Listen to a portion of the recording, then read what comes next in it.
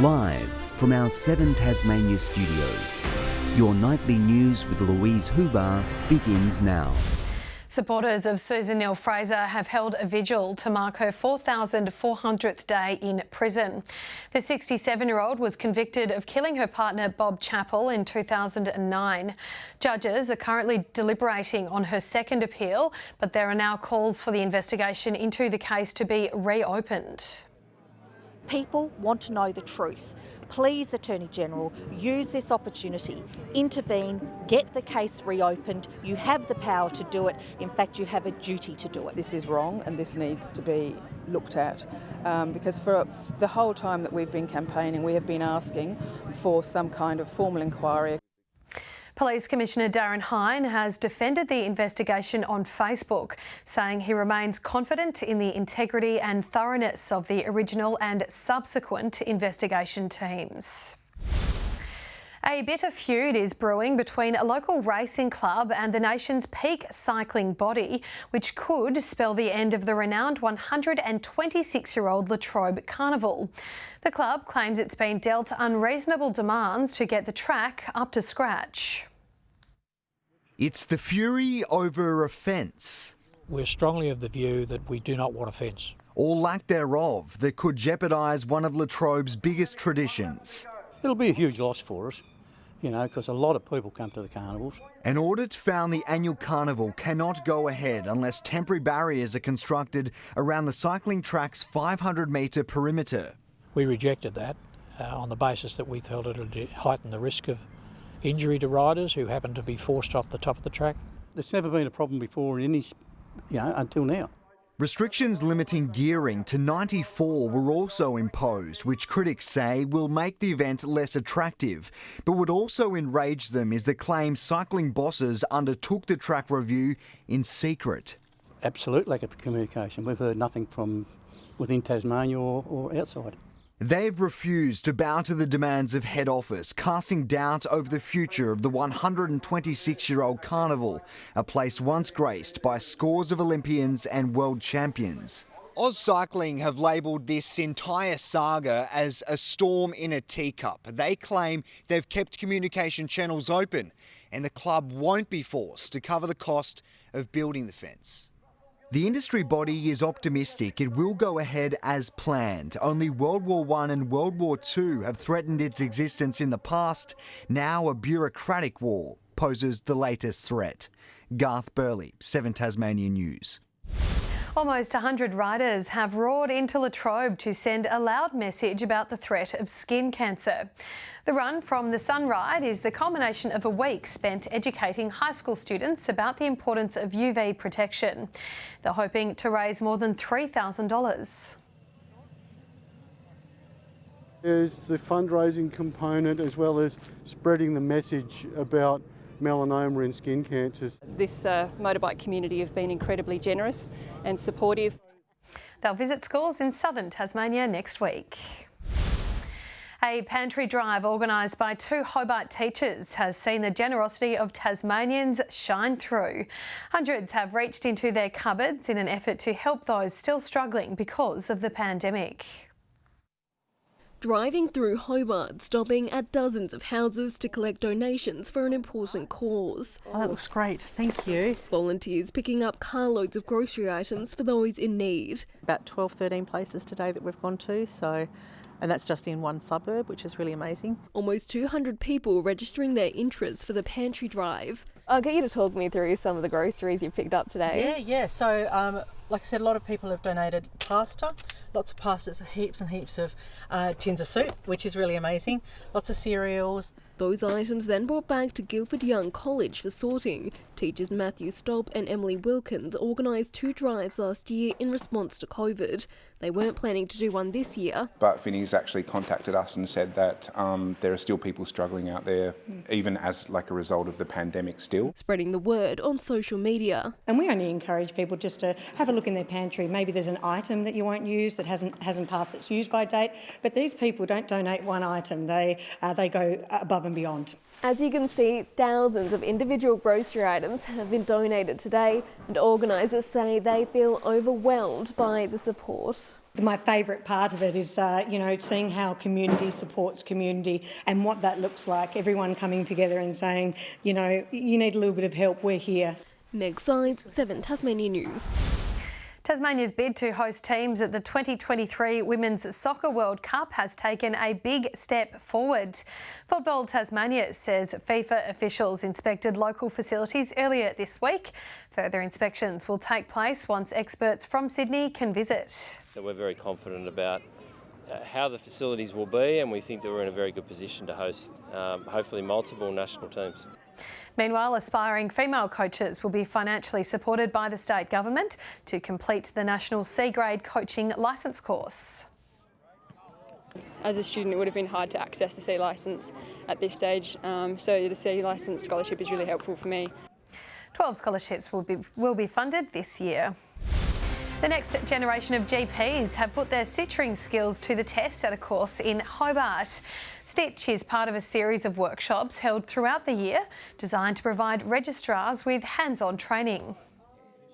We've been practicing with pork belly and practicing our suturing skills, and so that's a great opportunity to practice on something that's just like human skin. Because with general practice you just don't know what's going to come through the door, and I mean it might be anything from a laceration on a face or a hand or a leg, who knows, due to mishap. Applications are still open for the 2022 training program. Students from around the state have converged on Ogilvie High School for the Tournament of the Minds State Final. Groups of primary and high school students were tasked with presenting a solution to their chosen problem. More than 300 participated, with the winners offered a chance to participate in the international competition. And a first quarter blitz guided Launceston to victory in the NTFA Women's Grand Final. The Blues blowing Old Launcestonians out of the water with a 3-goal first term. The league stretching to a commanding 25 points by half-time. It was a goalless second half, with Old Launcestonians failing to kick a major for the entire game. Launceston's Deanne Taylor was named best on ground as they recorded a 29 points to 5 victory. Meanwhile, in the men's, Lilydale are the NTFA Division 1 champions for the third time in 5 years, defeating Old Launcestonians by 19 points. In a tight first half, Old Launcestonians were in front at half-time.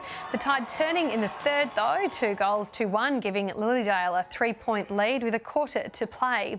A 5-3 final term sealing the win for the Demons. And in the Premier Division preliminary final, Bracknell are through to the grand final after a 12-point win over Longford. They will play South Launceston in the decider next week. In the SFL now, Cygnet are through to their second grand final in a row after defeating Huonville by 25 points. It was a tight first half, with the Lions narrowly ahead at the main break, but the Port pulled away with a 9-3 second half, sealing the win. In comes Geordie Lane from 50. And there it is, he turns around to the crowd and says, "Hey, I'm Jordan Lane." And Huonville will face Lindisfarne in the preliminary final after they belted Dodgers Ferry. Dodgers led at quarter time before a 9-0 second term put Lindisfarne in control. The two Blues winning 132-75. There's been a huge boil-over in the State League Netball Grand Final, with the Cavaliers fighting back from a sluggish start to defeat crosstown rivals the Northern Hawks by 5 points. A vocal crowd at the Silver Dome was riding every moment in a tense final quarter, but it was the Cavs who grasped the glory. We probably didn't start off the season where we wanted to be, but we have built and built and built to where we needed to be in the grand final. The win avenges last year's loss to the Hawks. The NPL Tasmania title race will go down to the final day of the season after Glenorchy defeated Devonport to keep their chances alive. In a tense and at times fiery game, a 57th minute goal was enough to keep the Knights in the hunt for the league championship. It was a simple equation at KG5. A Devonport victory sealed them the title, while Glenorchy needed to win to keep their chances alive. In a cagey first half, the home side had the first real chance, the strikers scrambling to stop this corner from going in. Devonport had the best chance of the half in the 28th minute. A nice turn from Brodie Dennehy put him on goal, but he was denied by the keeper. The Knights were nearly gifted a goal just after half-time, but Devonport were able to clean up. Minutes later, they were denied again by a fine save. Glenorchy's pressure eventually rewarded in the 57th minute. Tempers fraying as the title race fired up. Devonport pushed hard up until the final whistle, almost levelling in injury time. It was to no avail, as the Knights recorded a season-saving win. The title race goes down to the final day of the season. And at Darcy Street, it took South Hobart 13 minutes to get on the score sheet. That was the beginning of an avalanche of goals, as the Reds pummeled the winless Riverside. Riverside's defence luckless at times. South eventually winning 10-2. John Hunt, 7 Tasmania News. King Island runner Stuart McSwain is continuing to rebound from Olympic defeat, powering ahead of a slow starting pack to win the Diamond League in Brussels. And McSwain, who as always has tried to make it a test of strength, gets stronger as the line approaches. Fellow Aussie Ollie Hoare finished second. Tasmanian Paralympic champion Dion Kenzie is 90 minutes away from a shot at Olympic glory. The 1500 metres runner will compete in the T38 final tonight. Earlier this year, he became the first Australian man with cerebral palsy to shatter the 4-minute barrier. Good evening. It was a beautiful day today. Top temperatures in Launceston reaching 16, along with Smithton and Bushy Park. 15 degrees for Burnie and Devonport, and Hobart a top of 14. Low Head and Friendly Beaches had a high of 15, 14 for King Island, Flinders Island and Strawn. It was 13 degrees in St Helens and Lyweenie reaching 8.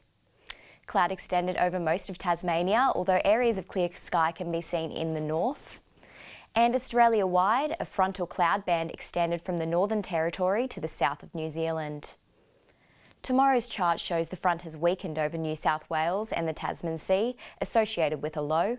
The high over Western Australia has drifted eastwards and a front lies southwest of Tasmania. The northeast will see southeasterly winds up to 25 knots and the remaining waters will see winds increasing up to 30 knots in the early evening. A strong wind warning is current for all coastal waters except for the upper east coast, Banks Strait and Franklin Sound. To tomorrow's weather, a shower or two for Hobart and Richmond, both a top of 14, 13 and showers developing for Ooze. Launceston will be partly cloudy and a top of 14, similar conditions for Devonport and some morning frost in Deloraine. Burnie and Curry reaching a high of 13 with some rain on the way and a 100% chance of showers tomorrow for Strawn. And partly cloudy in St Helens and Swansea, white mark with a possible late shower, all with temperatures in the mid-teens. Moving on to the 3-day forecast, some light showers about the west and far south on Monday, increasing about the west in the evening. Tuesday we'll see showers about the west, far south and central areas, mainly fine elsewhere. Wednesday will be fairly similar, with possible showers about the northeast from the afternoon. Looking at the rest of Australia, Melbourne 14 and showers tomorrow, and a few showers in Canberra as well. 20 and rain easing over Sydney and a top of 26 for Brisbane. And to the current temperatures, it's currently 9 degrees for Hobart and cloudy, 11 degrees for Launceston and Devonport and partly cloudy there as well. That's all for now. Back to you, Louise. Lovely, thank you for that, Tiani. And that's all your news for now for this Saturday evening. Thank you so much for joining us. We'll see you tomorrow. Good night.